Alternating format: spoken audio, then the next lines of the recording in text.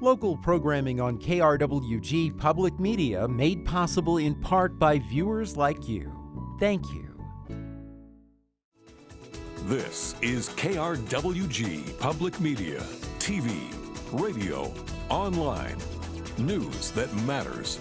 Now, across the Mesilla Valley and the borderland, the stories that shape our community. From the KRWG Broadcast Center at New Mexico State University, this is Newsmakers. Thanks for joining us on this special edition of Newsmakers. I'm Fred Martino. During the legislative session, we heard from elected officials of both parties. Now it's time for a free market view of the actions of the legislature, which included more major spending increases. Many of those hikes were motivated by a court decision ordering the state to address educational inequities, but other spending, like the tens of millions of dollars spent each year to subsidize film and TV production, is discretionary. My guest watches it all and is a frequent contributor to the Local Viewpoint section at krwg.org. We welcome Paul Gessing, president of the Rio Grande Foundation. Paul, good to see you. Good to have you back on the program. Good to be with you, Fred.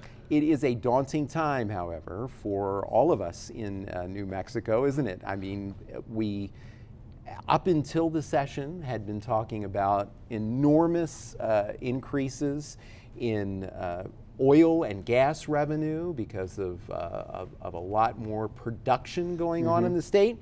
Now there's a question about whether or not oil and gas production will even be economically viable in certain cases at all because of the crash in oil prices. And on top of that, the coronavirus. The governor, as you know, has already taken action to veto tens of millions of dollars in local projects. But if the price of oil stays low, that will just begin to deal with a fiscal imbalance in the state of New Mexico. Yeah, quite an interesting time to be looking at state policies and politics in New Mexico. As you know, and you probably heard, and your listeners and viewers have heard, oil and gas is about 40% of New Mexico's overall budget. It has been a significant player in years past, but it's really become an even bigger deal in this oil and gas boom that we've seen in the Permian Basin in the last few years. It's helped fuel a budget increase two-year period over 20%. So significant new spending has been undertaken in Santa Fe in the legislature, but also filtering throughout our state. I understand that the break-even price for a lot of the producers in the Permian Basin is on the order of $40 or so, and if the price maintains itself below that for a long time, it's going to drive a lot of folks out of the basin and really throw New Mexico's budget into a lot of chaos, I think is safe to say. And also our state economy and just global, international economies with viruses and the rapid change in oil production, et cetera, et cetera. It's a very interesting time to be watching these things unfold. Yeah, very difficult. And of course, none of us knows how long this is going to last, because in both situations, you have extenuating circumstances. In the case of oil, we have the Saudis and their dispute with Russia that affected the price of oil. In the case of the coronavirus, we don't know exactly how long this is going to last. But one thing we know for sure is that the state of New Mexico depends on tourism, depends on this. It's one of our biggest industries. And travel is down, way down. I mean, you have airlines, as you know, saying this is worse than 9/11. Yeah, well, I'm not as expert as you might imagine on the virus and its impacts, but we can all watch that and see how it all unfolds. But on the oil markets, that is something that I've been following more closely. My organization, we look at New Mexico and its budget is so reliant. It's such an important industry for this state. We've been in kind of an oil glut for a while now. Basically, you have the Saudis and the Russians that base their entire economies. They're kind of petro states in the same way that New Mexico is. And they see American frackers and producers coming out of the Permian Basin that are flooding the market, driving the price down. And that's kind of driving this whole animosity between Russia and the Saudis. And at one point, they had been withholding oil from the market that they would otherwise produce in order to keep the prices up. But with the virus and the slowing global travel and economies, they've kind of gotten impatient with the whole situation, and now it seems like they're going to try to drive as many of those frackers out of business as possible. It's something that unfortunately New Mexico has no control of. And from our organizational perspective, we look at the last 2 years and say, what did the legislature do? What did the governor do to truly diversify our economy, to bring new businesses in here, to make New Mexico less dependent on international forces that we obviously have very little control over? And I say very little. They didn't do much. And getting to that, I know one of the things that your organization, but also a lot of other organizations and individuals have been talking about for a very long time is the notion of gross receipts tax reform. Right. That this is, folks on both sides of the aisle agree that this is one of the biggest impediments to growing private business in the state of New Mexico. It's been delayed again, and part of the issue in terms of reducing that rate for gross receipts tax is you have to then look at, well, what are the breaks that we have in the law? What are the loopholes where folks aren't paying the full gross receipts tax, and is that an impediment to reform? What are some that stand out to you? Well, some of them were actually filled in 2019. Okay. Now, the idea in 2019 was to simply raise money. They didn't reform the gross receipts tax, and that's the unfortunate thing. But for example, nonprofits are treated differently than for-profits, and we have a lot of very major nonprofits. Presbyterian Health operates hospitals. They were able to get medical equipment, the drip bags and needles and all those kinds of things. Those were tax-free for them as they're a nonprofit. The for-profit hospitals, Loveless and others, were paying full tax on those as inputs. In other states, you don't pay on inputs typically. It's so you're saying that was changed, that was eliminated. That was switched in raising significant revenue as of 2019. But it wasn't part of an overall, your criticism is it wasn't part of an overall reform plan. Exactly. And this is what I'm getting at. So, I want to get a sense from you, because this is a major issue for your organization.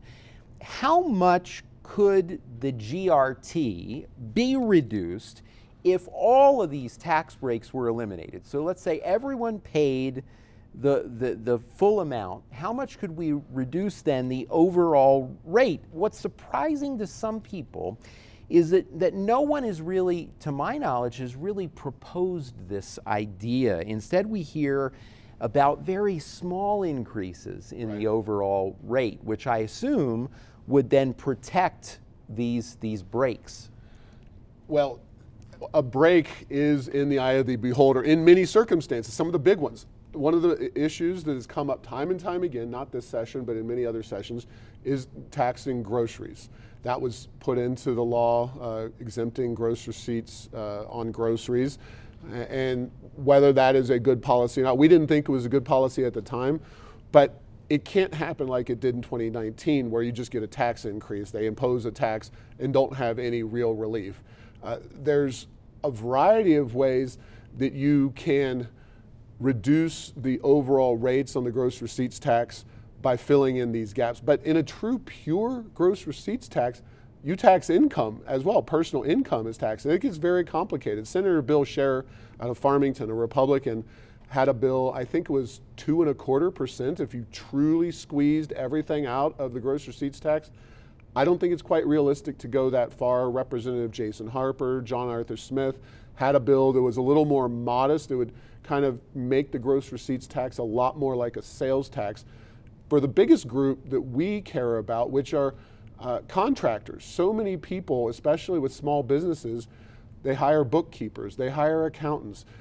When you go to the doctor, you pay a deductible or a copay. You hire somebody as a real estate agent. All those people have to turn around and pay gross receipts taxes on the order of 8% statewide. And you don't do that in other states, and that's the fundamental issue of the gross receipts tax that needs to be addressed. So you're saying that the fundamental issue for many folks is taxing services like that versus just taxing goods. Business input services specifically. Okay, business input services. A lot of states are moving more towards taxation of services, and it's a fine line.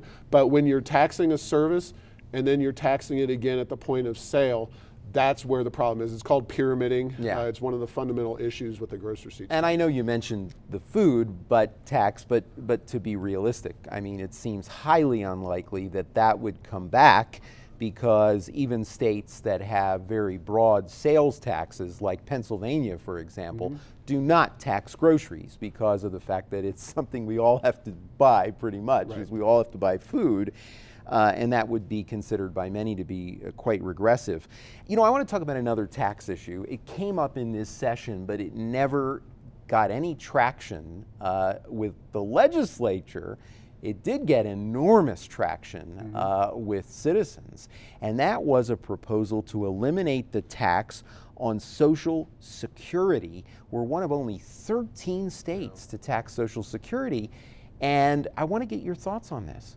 Yeah, well, of course, as the session unfolded, the 30-day session, we, like everybody else, believe and understood that there was extra money available. Of course, there was plenty of extra money available in 2019 as well, and we felt that taxpayers of New Mexico deserve some relief. Instead, in 2019, we saw taxes increased in HB 6.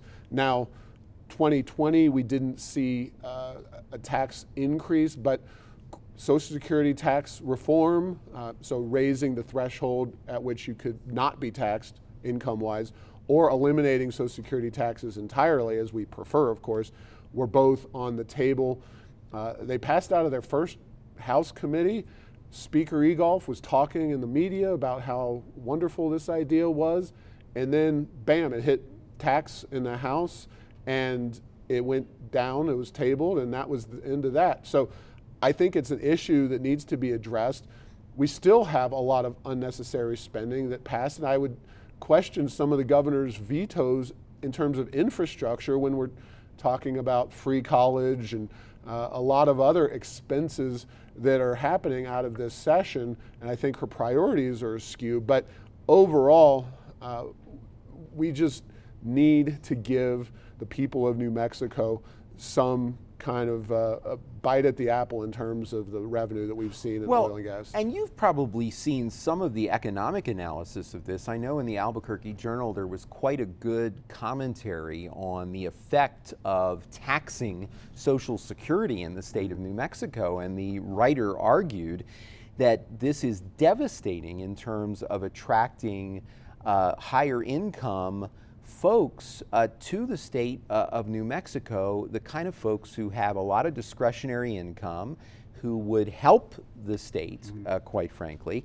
And many don't realize that even if the Social Security tax was eliminated in New Mexico, other states still have an advantage in that they may have an income tax, like Pennsylvania, for example, but they don't levy their income tax on pensions or 401k distributions. Right. So it's really, while some were trying to argue a big step, it's only really a beginning in terms of getting on some of the top 10 lists for best places to retire.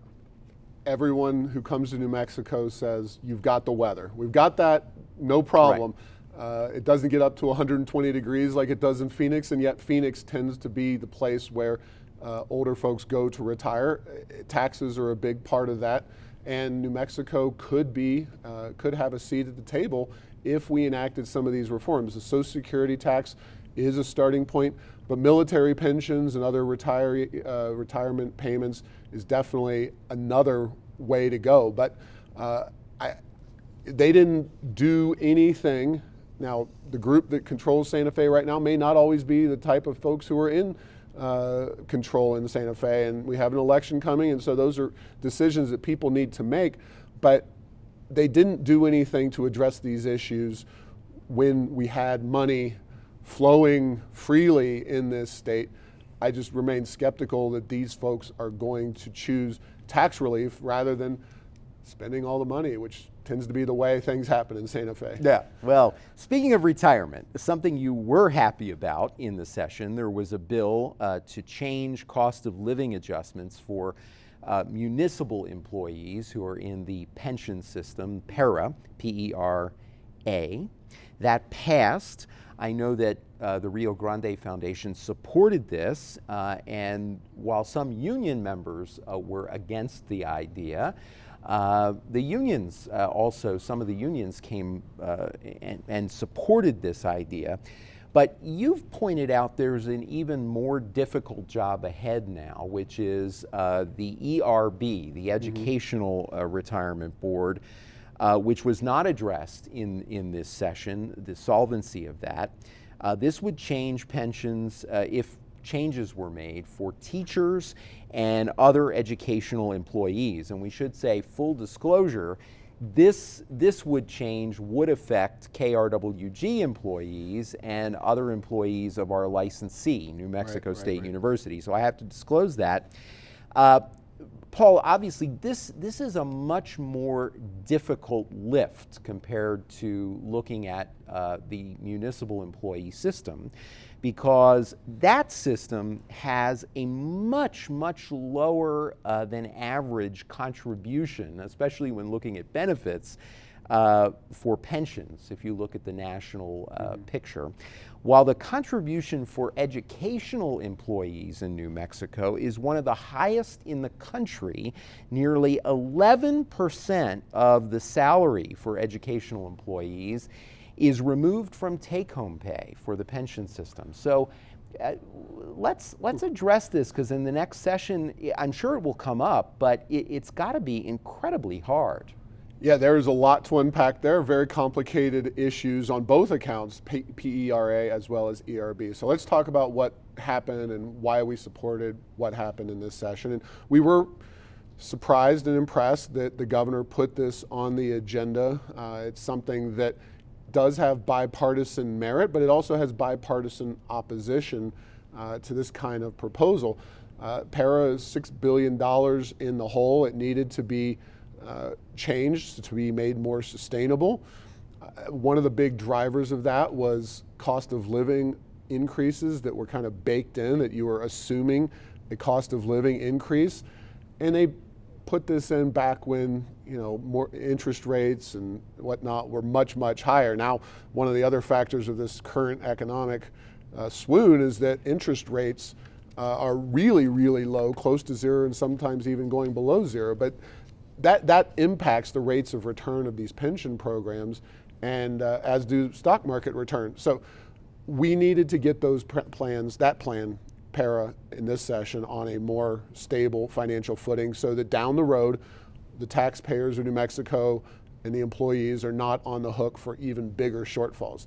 Now you talk about ERB, and not much was really done about that issue in this session, but similar problems exist in ERB, and at some point there is going to be reforms discussed, and what happens with ERB, I don't know, because of course it helps if the governor and her executives and the heads of the various pension firms get together on some ideas that make sense. But the PERA issue was a true bipartisan effort.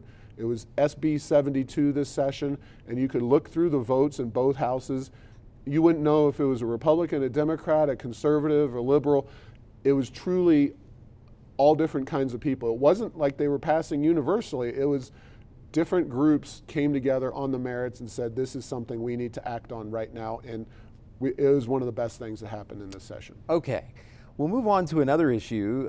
One of your fellows at the Rio Grande Foundation wrote about this, and we had it on our website at krwg.org, and that is Spaceport America. The Spaceport commissioned an economic study that painted a very rosy picture, and some of those claims were refuted in the commentary that you presented, and there is still grave concern about the future of of the spaceport, where it's going to go. Let's address this. Yeah, I mean, let's lay it out there. The Rio Grande Foundation wasn't a fan of the spaceport at its outset.